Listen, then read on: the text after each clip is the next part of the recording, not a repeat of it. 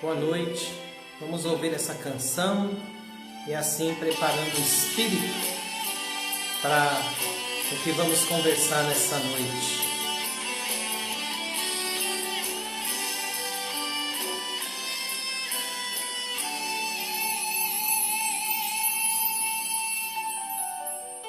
Irmão, escuta o que eu vou cantar. Não fuja do que você tem que enfrentar. Se enfrentares lutas pelo teu caminho, não temas, tu não estarás sozinho. Pois Jesus, o teu Senhor e Salvador, lutará por ti e estará em teu favor.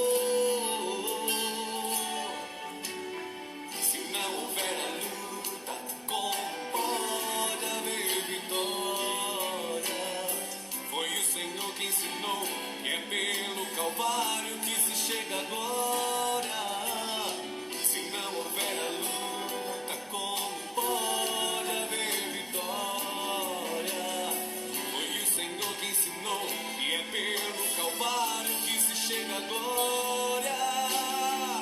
Você vai ver, vai dar tudo certo, pois Jesus está sempre por perto.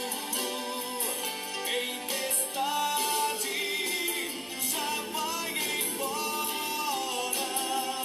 e a bonança virá sem demora. Você vai ver, vai dar tudo certo, pois Jesus está sempre por perto. Não temas quando a prova aperta. Com Jesus a vitória é certa.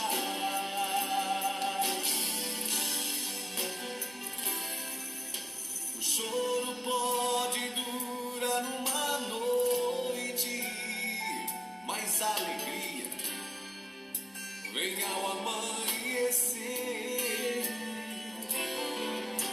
As lágrimas que até hoje você derramou, um anjo recolheu e para o Senhor levou. De uma coisa você pode estar certo: Jesus não desampara, a sua bênção está perto. Jesus te ama e hoje está batendo em sua porta. Não é com seu pecado, é com você que ele se importa. Jesus te ama e hoje está batendo em sua porta. Não é com seu pecado, é com você que ele se importa. Você vai ver, vai dar tudo certo, pois Jesus está sempre por perto.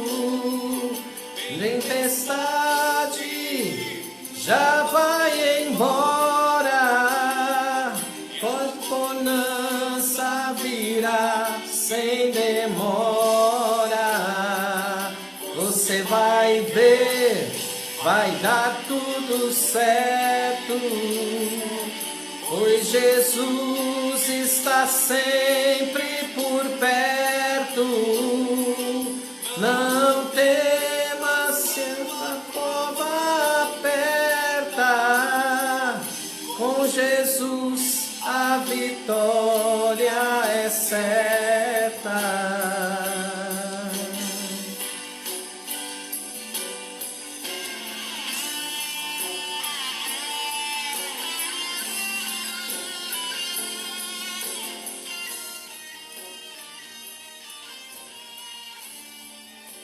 Boa noite, querido irmão, querida irmã de nossa amada paróquia São Paulo Apóstolo, a todos que estão nos acompanhando pela live, que Deus os abençoe e que a gente possa ter essa música como fundo para que a gente vai conversar hoje, continuando a leitura do livro Confia em Tua Força, do monge beneditino Anselm Green.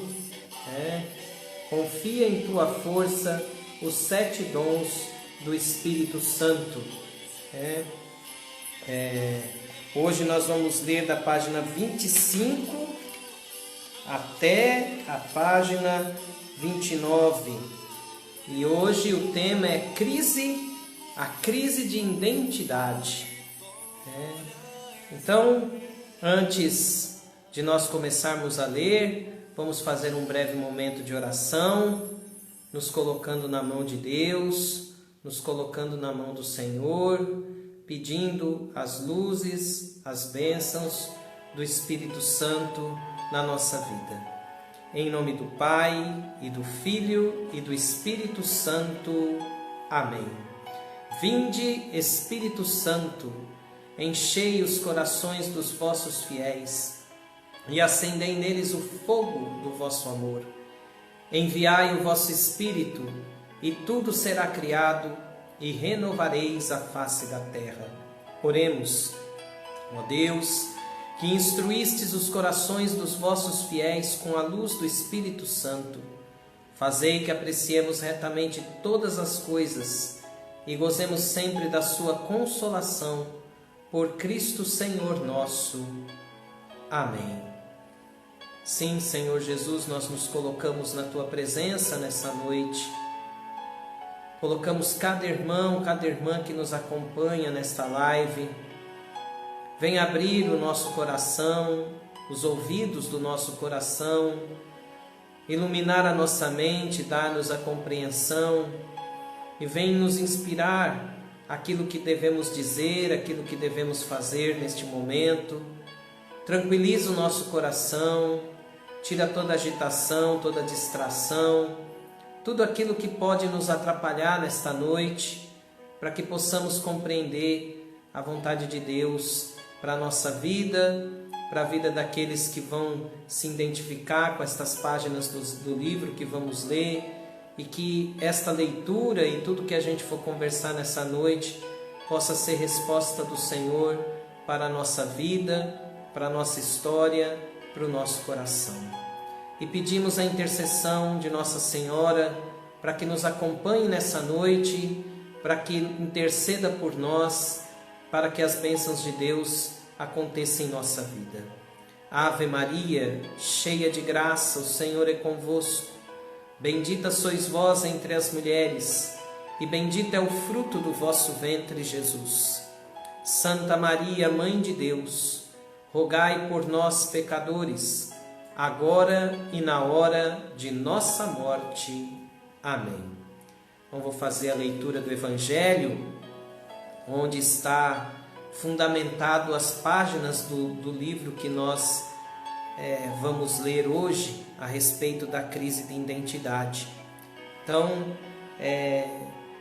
para quem quiser acompanhar, o Evangelho é de São Marcos, capítulo 5, versículos de 1 a 20.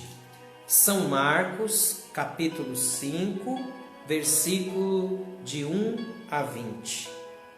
O Senhor esteja convosco, Ele está no meio de nós. Evangelho de nosso Senhor Jesus Cristo, segundo São Marcos. Glória a vós, Senhor.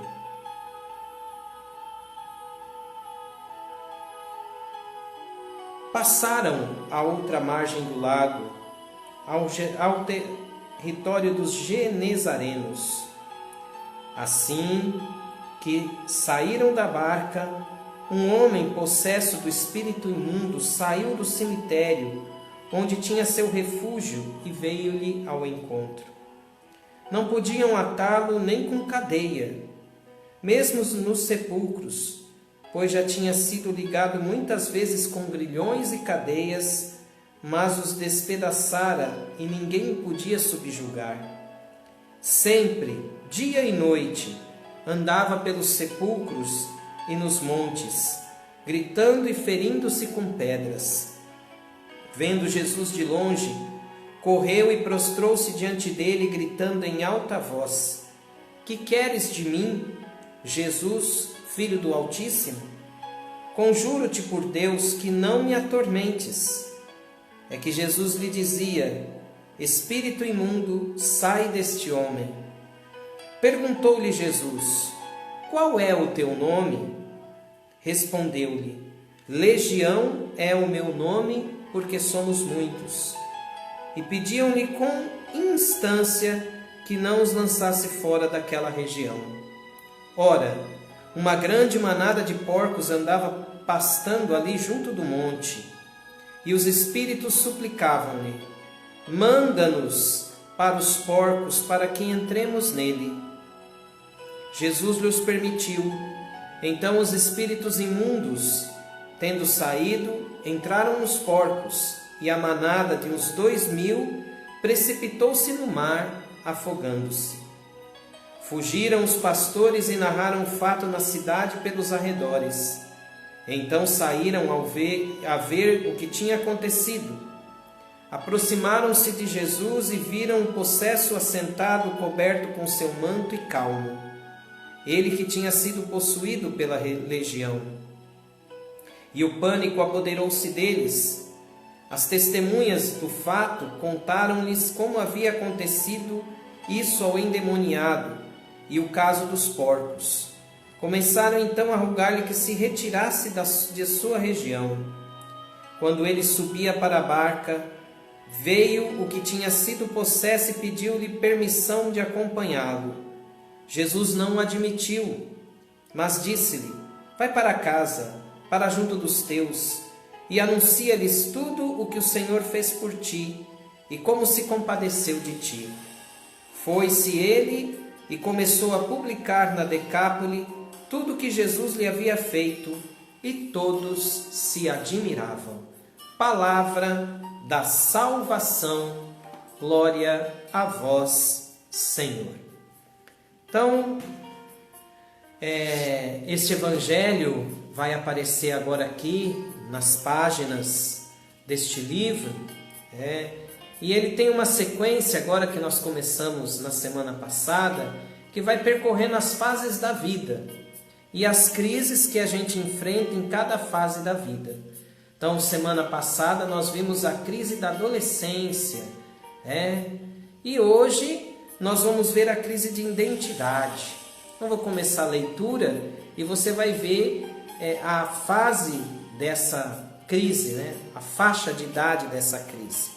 Então, prestemos atenção e assim a gente vai parando. Mais uma vez eu falo, conforme for fazendo a leitura, se você tiver alguma dúvida, quiser fazer alguma pergunta, quiser fazer algum comentário, eu paro aqui, leio o seu comentário e assim a gente vai seguindo em frente, que não fique uma coisa só do monólogo do padre, mas que seja uma coisa que a gente possa estar participando nessa noite tão gostosa de oração e de leitura do livro que nós estamos tendo. Então, a crise de identidade. Muitos adultos jovens sofrem uma crise de identidade entre os 20 e os 23 anos de idade. Depois da puberdade, eles encontraram seus caminhos. Concluíram os estudos secundários ou aprenderam um ofício. Até esse ponto, tudo estava em ordem. Mas agora, de uma hora para outra, eles começam a duvidar da sua identidade. Essa idade dos 20 aos 23 anos, a gente fala que é a idade da emancipação. A gente se torna de maior com 18 anos, mas emancipa, com 21 anos de idade. Então, entre os 20 e os 23 anos, a gente passa por aquela fase de que é isso mesmo, Qual é a minha identidade perante as pessoas? Essa crise de identidade manifesta-se muito em estudantes. Durante os estudos secundários, tudo seguia o seu curso regular. Porém, agora eles precisam conseguir orientar-se por si mesmos. Então, a primeira coisa que acontece nesta crise de identidade é justamente o fim do ensino secundário, que é justamente aquele momento onde o jovem vai fazer a opção da sua faculdade, da sua profissão. E quantos jovens não conseguem identificar este momento da vida, não conseguem firmar nesse momento da vida o que eu vou ser, qual é a minha identidade? Vou ser médico, vou ser professor, vou ser engenheiro, vou ser dentista, vou ser advogado, enfim, surge aí o grande dilema da identidade, da profissão. No segundo grau, eles sabiam do que eram capazes. Principalmente os estudantes que obtinham boas notas encontram agora dificuldades, porque a escolha da profissão, a escolha da identidade, a escolha do caminho que vai levar para a vida, não é muito pautada somente pelas notas que se tira na prova, mas é uma coisa que vem do interior, vocação, um chamado. Então, a vocação ela é um chamado. Eu tenho a vocação de ser padre, alguns tiveram e têm a vocação de ser médico, outros têm a vocação de ser advogado, enfim, está aí as vocações, os chamados para o serviço, para o trabalho, mas ele não deve ser pautado somente na condição do estudo, ou alguns vão fazer essa escolha por uma questão de dinheiro. Você tem que escolher a profissão que dá mais dinheiro, você tem que escolher a profissão que melhor vai te dar condições melhores de vida. Então, assim, não é por aí o caminho, a gente vai ver na leitura do livro. Agora, quem está nessa fase da idade é o momento de descobrir o seu chamado. E qual é a minha missão no mundo? Essa é uma idade muito bonita. Por quê? Porque é aquele momento que a gente vai pautar aquilo que nós vamos ser perante a sociedade, aquilo que nós vamos ser perante o mundo. É uma escolha, é um momento decisivo da vida, porque é aqui que a gente vai saber aquilo que a gente vai fazer ao longo da nossa vida. Então, principalmente os estudantes que obtinham boas notas encontram agora dificuldades, porque não são mais os melhores, ou porque não podem avaliar em que ponto seu desempenho se localiza nesse momento. Isso os deixa inseguros. Essa fase ainda apresenta uma outra missão para os jovens adultos. Eles devem superar a distância que os separa das outras pessoas e construir um relacionamento íntimo. Durante a puberdade, nós nos sentíamos bem em grupo. Ou tínhamos amigas com as quais realizávamos alguma coisa, porém, agora se trata de construir um relacionamento real. Muitos se sentem inseguros por isso, porque eu só posso construir um relacionamento com uma jovem ou com um jovem se estou consciente de minha própria identidade, se eu sei quem eu sou e se me revelo ao outro. O medo de comprometer-se que muitas pessoas jovens apresentam tem seu fundamento nesse medo de proximidade e no medo de ter de mostrar a si mesmo em sua limitação.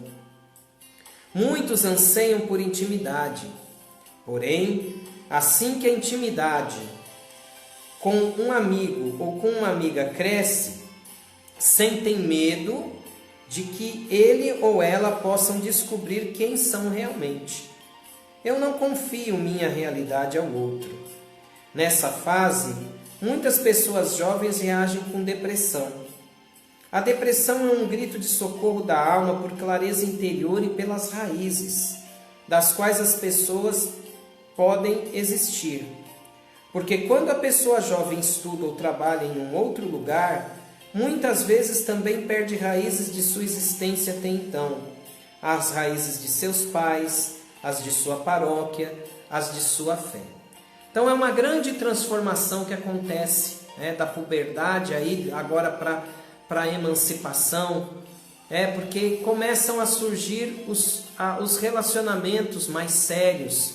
E quando fala de relacionamento, eu não estou falando aqui nem de namoro, mas são aqueles relacionamentos mais sérios que se constroem, porque junto com a escolha da faculdade vem o primeiro emprego, e os relacionamentos no primeiro emprego, as amizades que se constroem, os laços que se constroem, e como a gente está vendo aqui, e assim eu vejo um retrato muito grande da nossa juventude hoje, a minha juventude, a minha geração foi uma geração que teve a juventude em contato com o mundo, então nós estávamos, era muito difícil encontrar um jovem dentro de casa, a gente ficava pouco tempo dentro de casa, tínhamos uma vida rodeada de pessoas, com vários círculos, e isso nos ajudou muito a passar por essa crise de identidade, a escolher mais rápido a nossa profissão, a nossa vocação. Então, o que acontece hoje? A juventude, ela cresce dentro de casa. Geralmente não se tem irmãos, a maioria das crianças crescem filhos únicos, ou quando não dois. E como não saem, só tem contato com amiguinhos na escola, os relacionamentos eles acabam sendo muito, muito estreitos, muito limitados. E ficam o tempo inteiro dentro de casa, nos computadores, armazenando uma grande quantidade de informação, mas que, por outro lado, acaba complicando na hora de dar os passos sérios, na hora de se emancipar, na hora de escolher o seu caminho. Agora eu não tenho, eu até a minha adolescência, eu caminhava apoiado no meu pai e na minha mãe, eu tomava as decisões, mas estava sempre por perto, mas na hora que emancipa, você vai ter que fazer a escolha por si, não pelo pai, nem pela mãe. Você vai ter que receber o apoio do pai e da mãe, mas é o momento do jovem dar aquele passo por ele mesmo. A escolha do emprego, a insegurança de ir no primeiro dia de trabalho, a insegurança de estar acertando, de não estar, a insegurança de mostrar os erros e não mostrar os erros. Meu Deus, estou sendo avaliado, porque a gente nessa época começa as entrevistas de emprego, as avaliações, a entrega de currículos, às vezes vai para aquelas seleções onde faz um monte de prova e às vezes volta para casa frustrado porque não foi aprovado, não foi selecionado, que começa a criar um monte de situações interiores que são naturais dessa idade. Só que como não tem a maturidade para enfrentar isso, acaba caindo, como a gente viu aqui, muitos jovens na depressão. É impressionante o número de jovens que tiram a vida nesta fase da idade, nesta crise de identidade, porque eles acabam não se sentindo úteis para a sociedade, acabam se sentindo frágeis e não encontrando o seu lugar no meio da sociedade e acabam não encontrando sentido para a vida no mundo. Porque quando a gente não descobre o nosso caminho, o nosso lugar no mundo, a gente cai nessa crise. Quem sou eu? Se eu estou aqui e não tenho valia para nada, qual que é a minha função no mundo? Então, muitos jovens, ao se deparar com esta crise, acabam optando pelo suicídio. E isso cresce a cada ano que passa, cresce o suicídio nessa faixa de idade, porque os jovens acabam não encontrando a sua identidade no mundo. Então, continuando, quando procuro na Bíblia por uma ilustração dessa crise de identidade, ocorre-me a história da cura do possesso de Gerasa, que foi o que a gente leu agora, Marcos 5, de 1 a 20. Ela conta de um homem jovem que aparentemente possuía uma força muito grande. Ninguém podia nominá-lo, nem mesmo concorrentes. Esse homem deixara para trás as normas de seus semelhantes. Desvencilhara-se de tudo que lhe era conhecido até então. Ele se isolou e vivia entre as sepulturas, mas de vez em quando saía de toda esta isolação. Durante o dia e a noite ele gritava sem cessar pelos sepulcros e sobre os montes e batia em seu próprio corpo com pedras. Chamava atenção para si próprio e dirigia suas agressões contra si mesmo. Estava internamente dilacerado. Já não sabia mais o que ele era e o que queria.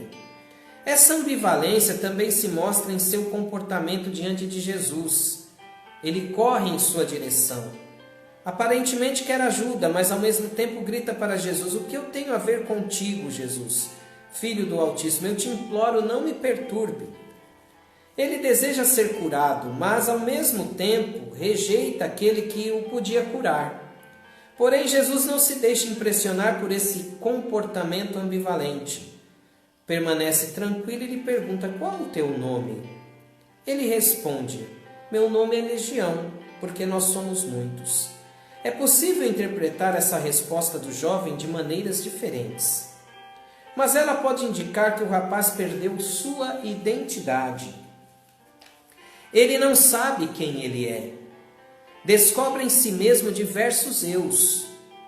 Em psicologia, a gente fala neste caso de que se trata de uma personalidade múltipla, de uma pessoa que tem dentro de si diferentes eus, que estão dissociados um do outro. O jovem não possuía nenhum centro. Ele é dilacerado por necessidades diferentes. Nos dias de hoje, eu vejo muitas pessoas jovens que oscilam entre o laxismo e o rigorismo. Como elas não possuem nenhum centro, tentam encaixar-se em um sistema inflexível de normas. Ou então, vivem simplesmente suas necessidades e deixam todas as normas para trás. Em ambos os casos, essas pessoas não percebem a si mesmas. Elas não têm nenhuma identidade. Então, é isso, sabe? A gente percebe muito isso nos jovens hoje, né? Aqueles que estão no extremo rigorismo, né? E aqueles que vão para o extremo laxismo. Então, não tem um centro. Então, para você jovem que está nessa idade, para você que está se encaixando com a leitura desse livro, nossa, eu penso ser um monte de coisa, tá aqui a legião, Não precisamos olhar também só o lado mal do demônio, mas fazer essa leitura aqui, que, como ele diz na psicologia, as múltiplas personalidades. Eu não sei o que vou fazer, não sei como você, o que você, diante do mundo, a minha profissão, ora pensei em engenheiro, ora pensei médico, ora pensei padre, ora pensei isso, ora pensei aquilo, é uma pressão do lado, a minha família me pressiona porque eu tenho que escolher uma boa profissão, a minha família me pressiona porque já está passando o tempo, eles falam que eu não namoro, por que eu não namoro, por que eu não tenho amigos, por que eu não tenho pessoas perto de mim, Então, esta é a crise da identidade, esses muitos eus. E o jovem que passa por essa situação, ele precisa encontrar o seu centro, encontrar o seu equilíbrio, encontrar o seu equilíbrio. Mari, então estou vendo aqui, você entrou na página por indicação de uma amiga, e agradeço, se as palavras estão sendo um bálsamo, e espero que o Senhor também possa te usar para te curar, desse trauma, da dor, da perda do seu filho de 21 anos, para depressão, que o Senhor possa te curar. E aqui também, aproveitando essa postagem da Mari, muitos pais às vezes se culpam. Meu filho é assim por culpa minha, aconteceu isso por culpa minha. E a gente vai vendo na leitura do livro que não é culpa, é uma fase da vida, Todos nós passamos por isso, uns em maior grau, outros em menor grau, mas todos nós passamos por esse momento de se posicionar perante a sociedade e dizer: eu vou ser isso, eu vou me posicionar, meus amigos são esses, O grupo que eu escolhi para conviver é esse, a música que eu escolhi para ouvir na minha vida é essa, a religião que eu escolhi é essa. Você pode ver que muitos jovenzinhos, eles começam a firmar os seus pés numa comunidade, numa religião, a partir dessa idade, porque é a idade que a pessoa vai criando a sua identidade perante o mundo. Então, não existe culpa, e espero que essas palavras possam te ajudar um pouco, Mário, porque às vezes o pai e a mãe se culpam muito pelo filho estar na depressão, cair na depressão. Eu errei lá atrás, eu errei com ele, eu errei com ela. Então, a gente vai percebendo na leitura do livro que não é o erro, mas simplesmente assim é a crise. Daqui a pouquinho eu vou falar um pouquinho mais para você que é pai e tem filhos nessa idade. Eu vou dar aqui alguns conselhinhos, logo depois da gente terminar de ler isso aqui. Mas para você que é jovem, procure o seu centro.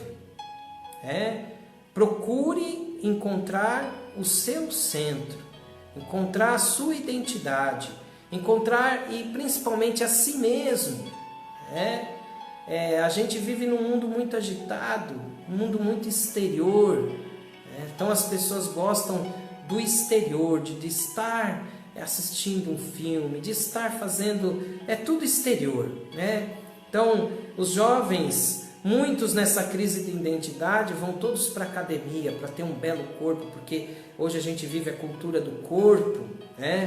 Então o corpo esteticamente perfeito, sem gordura, os músculos bem definidos, tanto os homens como as mulheres, o protótipo de beleza. Então muitos se enveredam por esse caminho e acabam viciados em academia. Não que isso seja... a academia é bom, fazer exercício físico é bom, mas reconstruir todo o corpo, e fincar sua felicidade num corpo belo, num corpo bonito. A gente sabe, depois nós vamos ver aqui na leitura, vai chegar a meia-idade, o tempo vai passar. Hoje fui sentindo o coração de fazer um jejum, fui fazer o jejum, depois passei mal por conta das situações que eu estou vivendo de saúde, e até brinquei conversando com uma pessoa, falando que a saudade dos meus 26 anos, estou com 46, a gente sente, o tempo passa, esse corpo bonito que é cultuado, ele vai sofrer as consequências do tempo. Então, aí, quando se fala de identidade, não é identidade exterior, porque essa vai mudar com o tempo. Mas se a gente tiver uma identidade interior, definida, bem clara, tempo nenhum muda. É bonito a gente ver. Assim, teve um santo que teve, se eu não me engano, foi São Felipe Neri, ele mesmo. São Felipe Neri, num momento de oração, ele teve a visão do céu, ele viu as almas no céu. E quando perguntaram para ele o que chamou-lhe a atenção de ver as almas no céu, ele falou assim: nossa, interessante que todas as almas que eu vi no céu, nenhuma era idosa, nenhuma eram adolescentes e nem crianças. Todas as almas que eu vi no céu aparentavam ter entre 20 e 25 anos de idade. Olha que beleza, né? Você que sonha com o céu, sonhe. Porque quando a gente chegar lá, nós vamos ter 20 a 25 anos, a aparência, de 20 a 25 anos. Quer dizer, é justamente a idade que se encontra a identidade. É bonito quando a gente faz essa interpretação, que a alma jovem no céu, e é dessa idade. Então, quem está no céu são justamente aqueles homens e mulheres que encontraram a sua identidade, que encontraram o seu centro, que descobriram o seu valor na sociedade, que construíram a sua história, que marcaram o mundo. Não precisa marcar o mundo sendo visível na tela de uma televisão, mas marcar o mundo, marcar a vida de quem está próximo de você, marcar quem está junto de você, construir a história com as pessoas que Deus colocou junto de você para viver. e depois no dia do enterro seu as pessoas olharem e falarem, não, aqui está um grande homem, aqui está uma grande mulher. É isso que esse livro está falando. É essa identidade que a gente tem que buscar na nossa vida. Jesus curou o jovem ao não deixar-se impressionar por sua dilaceração interna, ao colocar-se de seu lado, ao aceitá-lo. Jesus dá ao jovem a possibilidade de encontrar a si mesmo. Então todos os espíritos impuros se apossaram dos porcos que se encontravam na proximidade e eles se jogaram no mar. Nós poderíamos interpretar esse desfecho como se todos os eus diferentes submergissem no inconsciente. Restou apenas a pessoa que encontrou seu centro, sua normalidade. O evangelista descreve essa normalidade da seguinte forma: ele sentou-se lá vestido corretamente e em perfeito juízo. Ele voltou a ser determinado pela razão, ou como diz a tradução latina, de sanies mente. Seu espírito tornou-se saudável. O que outrora aconteceu em Gerasa ocorre hoje na cerimônia da Eucaristia. Eu me aproximo de Jesus na comunhão, com minha dilaceração interna. Eu coloco em suas mãos minha verdade. Jesus me apresenta, quem é você? E Ele próprio me dá a resposta, meu corpo para você. É por causa dessa entrega que encontro a minha identidade. As pessoas que perderam sua identidade, por esse motivo se sentem inseguras, precisam de alguém que se coloque a seu lado e que supere a crise junto com elas. Essas pessoas precisam de alguém que seja responsável por elas, que se coloque em seu lugar e que, como Jesus, coloque sua vida em jogo por elas. Então, queridos irmãos, nós estamos falando então dessa crise de identidade, dos muitos eus que os jovens carregam dentro de si, dessa batalha consigo mesmo que os jovens enfrentam. E vou até ser mais além. Muitas pessoas não conseguiram, nesse período da vida, encontrar sua identidade e arrastam esta crise de identidade para frente da idade. Vai para os 25, vai para os 30, vai para os 40. Então, muitas pessoas vivem uma vida sem identidade. Estão vivendo até hoje uma vida sem identidade. Não encontraram ainda a razão, o sentido para a sua vida no mundo. Então, assim, para você que vive essa crise, o que fazer? Eu vou dar aqui 3 conselhos. Primeiro de tudo, é procurar cercar-se de pessoas verdadeiras perto de você, de verdadeiros amigos. Mesmo que seja como diz a Bíblia, quem encontrou amigo encontrou um tesouro.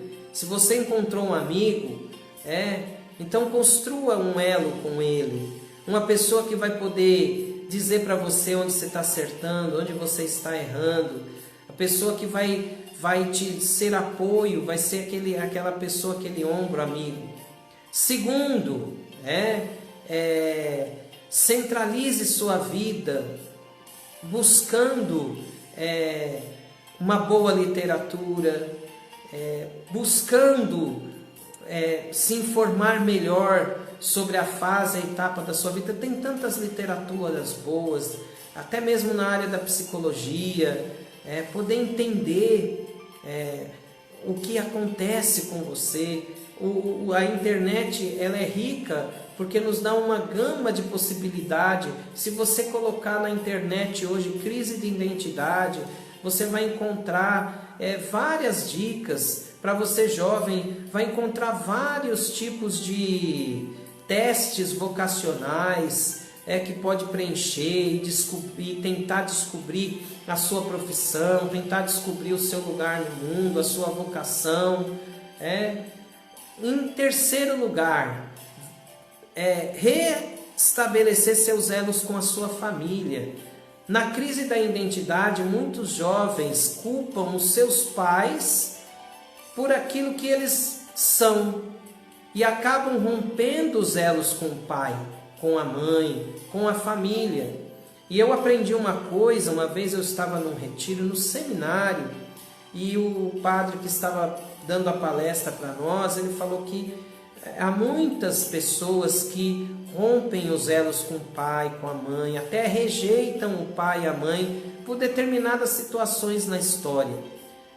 Quem rejeita a sua família, é isso que o pregador falou e que me tocou muito ao coração, quem rejeita a sua família está rejeitando a si mesmo, rejeita a sua própria história. Então, há muitos jovens não conseguem encontrar sua identidade hoje no mundo, se posicionar no mundo hoje, porque não aceitam o pai que tiveram, não aceitaram a mãe que tiveram, não aceitaram os irmãos que tiveram, a família que tiveram. Uns não aceitam porque a família era muito pobre, outros não aceitam porque o pai era muito violento, outros não aceitam porque a mãe vou dizer aqui palavras até fortes, muitos não aceitam porque a mãe era analfabeta, não estudava, não sabia se falar, tinha vergonha da mãe, tinha vergonha de andar com a mãe. Tem muitas pessoas que cresceram dessa forma e que hoje não sabem quem são porque romperam com a sua família. Quando a gente não aceita a família, a gente não aceita a nossa própria história. Então, aceitar é o caminho. Para se encontrar no mundo, o primeiro passo é aceitar a sua história, aceitar a sua vida. E dentro da aceitação da história, da aceitação da vida, está o principal fato de aceitar a família que você tem. Então, na adolescência, a gente começa com um probleminha, que é comparar a nossa vida com a vida do amiguinho. Então, nossa, a mãe da minha amiga parece ser mais legal do que a minha mãe. O pai do meu amigo parece ser mais legal que o meu pai. Nossa, o meu amigo tem condição financeira melhor que eu. Ele tem um caderno melhor que o meu. Ele tem uma caneta melhor que a minha. Ele tem um celular melhor que o meu.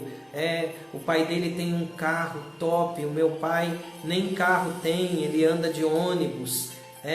E nessa fase a pessoa vai se trancando e vai falando: puxa, mas por que o mundo é desigual? Por que as coisas são desiguais? E aí a pessoa se fecha e perde a oportunidade de descobrir e crescer na vida. Mas não, prefere ficar se comparando e arrasta isso. Aí quando entra nos 20, 23 anos, entra cheio de, como a gente viu na passagem, cheio de demônios dentro de si mesmo, cheio de questionamentos, cheio de perturbações, cheio de coisas, e totalmente fragmentado interiormente. Então é preciso colar os cacos da amizade, porque quando a gente sai da adolescência, começa a entrar na fase da juventude, as amizades também a gente sofre choques, choques de traição, de decepção. A gente confiou numa pessoa e essa pessoa nos traiu profundamente. Então, assim, as coisas na vida, a vida vai se mostrando desafiadora. A vida vai se mostrando cheia de percalços e de decepções com pessoas, com família, com tudo. E se a gente não se posiciona perante isso, centralizando a nossa vida, a gente fica todo cheio de eus por dentro. Quem sou eu? E aí fica essa confusão. Então aí vem a última coisa, que é o que o Evangelho nos fala: encontrar Jesus. Então, Jesus, ele estava do lado do jovem, está do lado da juventude, ele é um modelo de vida. Olha como Jesus tinha uma vida equilibrada. Olha como Jesus tinha uma vida sensata. Jesus soube o tempo certo de começar sua missão no mundo. Como eu falei semana passada, ele pregou durante 3 anos, 30 anos ele ficou junto com o pai e com a mãe dele, lá num vilarejinho em cima da montanha em Nazaré, que tinha mais ou menos de 200 a 500 pessoas. Você consegue imaginar Jesus morando num lugar que tinha um vilarejo com 500 pessoas? Durante 30 anos ele aceitou a família dele, a pobreza do lugar, as condições difíceis do lugar.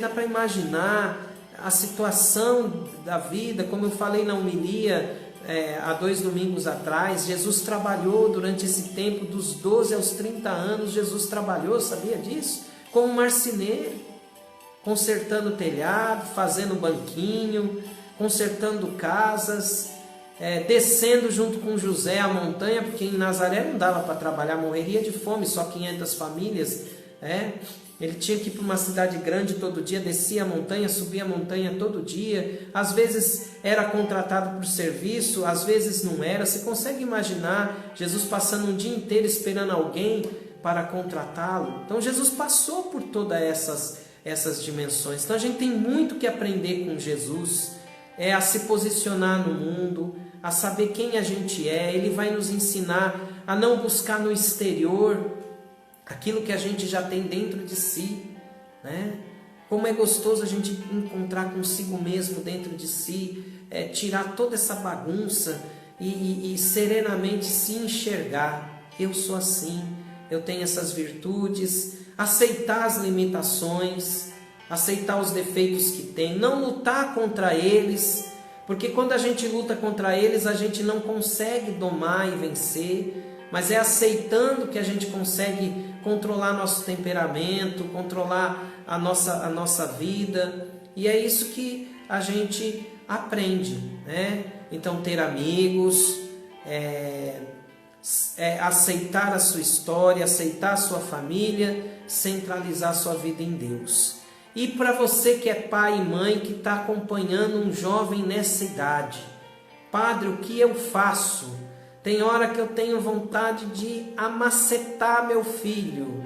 Tem hora que eu tenho vontade de pegar no pescocinho dele e mostrar o que ele está fazendo de errado. Está certo isso? Carregar o seu filho com palavras negativas, porque tem hora que o pai perde a paciência, já solta um monte de maldição. Você é lerdo, você é devagar. Você tem seus amigos, olha, estão todos fazendo faculdade, você já está indo para a 3ª faculdade, não sabe o que quer. Você está aí, já se formou, mas não exerce a sua profissão. Paguei tanta faculdade para você, lutei para você se formar e agora não está exercendo nem a profissão que você se formou. É certo ficar falando tudo isso? Não, não é certo. Você pai, você mãe, você tem que se posicionar. Aprenda com Jesus. Se posicione, aceite o seu filho. Assim como eu estou falando para o jovem aceitar a família, aceitar o pai, aceitar a mãe, às vezes o processo de cura do teu filho está na aceitação. Padre, eu tenho um filho que está com depressão, tenho uma filha que está com depressão. A pior coisa para a pessoa que tem depressão é ouvir do pai e da mãe dizer que ele é um encostado, dizer que ele é preguiçoso porque está na cama o dia inteiro, dizer que se ele estivesse trabalhando, se ele tivesse vontade de fazer as coisas, ele não estaria com essa doença. Não, a depressão é uma doença, e a depressão é a doença que a partir desse ano vai matar mais do que problemas cardíacos, Então, assim, é uma doença. Quando a gente vê, por exemplo, se seu filho quebra o braço, corta o braço, você vê aonde precisa ser tratado. A depressão é uma doença na alma, na mente. E a mente e a alma, a gente não consegue ver a ferida, aonde está sangrando na alma. Porque eu tenho certeza que se você visse a mente do seu filho, da sua filha, e aonde está esse machucado, tenho certeza que você, pai e você, mãe, iria gastar todas as suas forças para curar essa ferida. Mas como a gente não vê, e o que a gente não vê, a gente tem um grande problema. Qual é o grande problema quando a gente não vê? É julgar. Ser humano, ele nasce PhD em julgamento, infelizmente. Todos nós nascemos com pós-doutorado em julgamento. Nós somos especialistas em julgar as pessoas, julgar seus defeitos, julgar suas limitações, julgar o problema que a pessoa tem, a dificuldade que a pessoa tem. E infelizmente isso às vezes acaba acontecendo até dentro de casa. O pai julga o filho, a filha, a mãe julga o filho, a filha. E seu filho e sua filha precisam, nestas etapas da vida, de um pai e de uma mãe que sejam um sinal de um apoio. De um apoio, às vezes, como o de Jesus. Jesus dialogou ali e se posicionou perante aquele jovem como um modelo. Então, muito mais do que palavras, o seu filho está esperando um modelo, alguém que contemple. Nessa sociedade fragmentada. Então, às vezes, você é uma mãe que cria seu filho sozinha. Então, o seu filho cresce sem a imagem paterna, a sua filha cresce sem imagem paterna. E é muito difícil, porque a paternidade, ela é a segurança do jovem. Então, você, mãe, tem que procurar saber buscar essa força paterna que não está em você, mas que vai ter que estar em você. Muitos pais solteiros hoje criam seus filhos sem a ausência materna. A maternidade é o consolo, enquanto o pai é a força, a mãe é o consolo, é a ternura da casa. Então a gente vê muitos jovens crescendo sem essa ternura, porque falta a mãe, e o pai tem que ser pai e mãe, a mãe tem que ser mãe e pai, e o jovem, e você então mãe e pai e mãe, vocês que são um casal inteiro, então procure você, pai, ser a força para o seu filho, e você, mãe, ser a ternura. Se vocês, pais, cada um cumprir essa missão de ser a força, você, pai, você é a força, você tem que ser aquela palavra de ânimo, não uma palavra que põe seu filho para o fundo do poço, mas a palavra de ânimo, que levanta, que encoraja, que põe para frente. E você, mãe, é aquela que abraça, é aquela que beija, é aquela que levanta quando a pessoa está caída, é aquela que enxuga as lágrimas, é aquela que passa o pano na ferida. É isso que está faltando dentro dos lares. Menos cobrança, mais amor, mais apoio, mais compreensão. É isso que fica dessa nossa live de hoje, querido irmão, querida irmã. Vai a você aqui a minha bênção, a vocês que estão acompanhando, a Mari que entrou hoje, que falou da sua dor, da sua cruz que ela carrega, que esses momentos que a gente está se encontrando aqui nas nossas lives, elas possam ser, como você disse, um bálsamo, possa ser um momento de cura, de libertação para as pessoas, e que a gente, no meio das crises, a gente vá se enxergando. A gente começou com adolescente, hoje falou um pouquinho da crise de identidade da juventude, e semana que vem nós vamos falar da crise da razão. Então nós vamos entrar aí na maturidade. E quantos de nós está na crise da razão? Então nós vamos entrar por isso, passar por isso, nesses próximos encontros que a gente vai ter. Então, querido irmão, querida irmã, a você uma linda e santa noite. Para você que entrou agora, tem muitas pessoas entrando agora, a gente já está terminando a nossa live. Vai estar amanhã disponível no nosso canal no YouTube. Você procura lá. Quem quiser rever toda a leitura do livro, a gente tem todas as lives, desde a introdução até hoje, a gente tem as lives. Então assista, acompanhe, você vai encontrar ali o material todo, vai poder acompanhar tudo até chegar às páginas que a gente está, que a semana que vem é a crise da razão. Então eu encontro você na nossa missa no domingo às 10 horas da manhã. É uma noite abençoada para todos, uma proteção de Nossa Senhora, no colo de Deus, no colo do Senhor, e que a gente possa estar se encontrando aí, criar uma família. Divulgue o nosso Instagram, divulgue a leitura desse livro. Semana que vem a gente vai entrar nessa dimensão aí, nós vamos começar a entrar mais na vida adulta, vamos começar a pensar coisas da vida adulta. Divulgue para as pessoas. Quem está com depressão, quem está em crise, quem está sofrendo, divulgue para essas pessoas, convide essas pessoas para participar com a gente da leitura desse livro. Nós vamos seguir até o fim do livro, nós temos uma caminhada bonita pela frente e vale a pena a gente colocar mais pessoas no nosso barquinho. e aumentar o nosso parquinho. Sempre as quintas-feiras são 18, 21, 22 pessoas. Se você chamar mais um para a semana que vem, quem sabe a gente já não vai para 40, e assim a gente vai crescendo e aumentando o nosso grupo de leitura.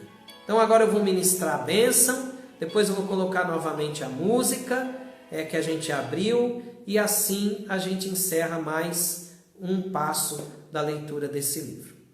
O Senhor esteja convosco, Ele está no meio de nós. Pela intercessão de Nossa Senhora e de São José, desça sobre vós e vossa família a bênção do Deus Todo-Poderoso, Pai e Filho e Espírito Santo. Amém. Uma boa noite a todos. Deus os abençoe, os proteja e os guarde, e que a gente possa ter certeza que quando a gente está com Jesus, a vitória é sempre certa.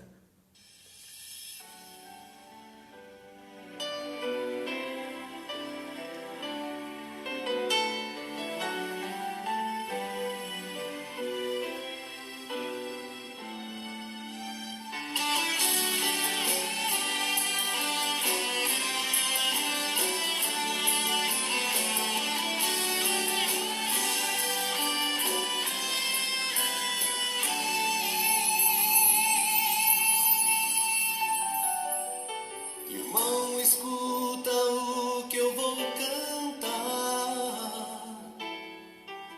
Não fuja do que você tem que enfrentar. Se enfrentares lutas pelo teu caminho, não temas, tu não estarás sozinho. Pois Jesus, o teu Senhor e Salvador,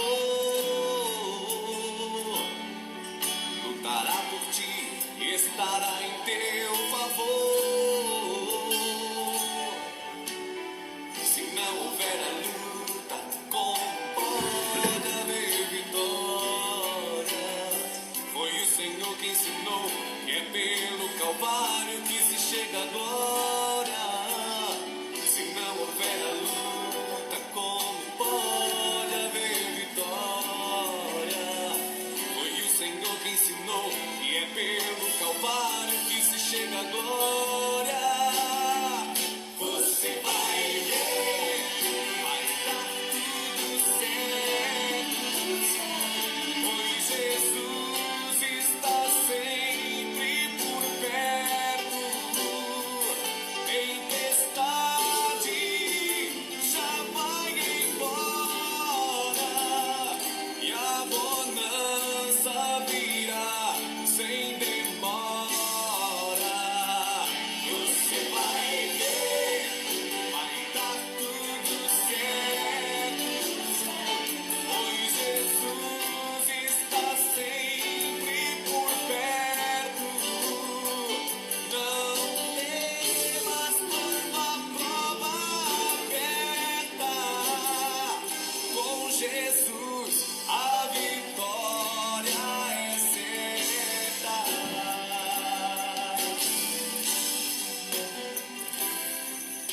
O choro pode durar uma noite, mas a alegria vem ao amanhecer. As lágrimas que até hoje você derramou, um anjo recolheu e para o Senhor levou. De uma coisa você pode estar certo: Jesus não desampara, a sua bênção está perto.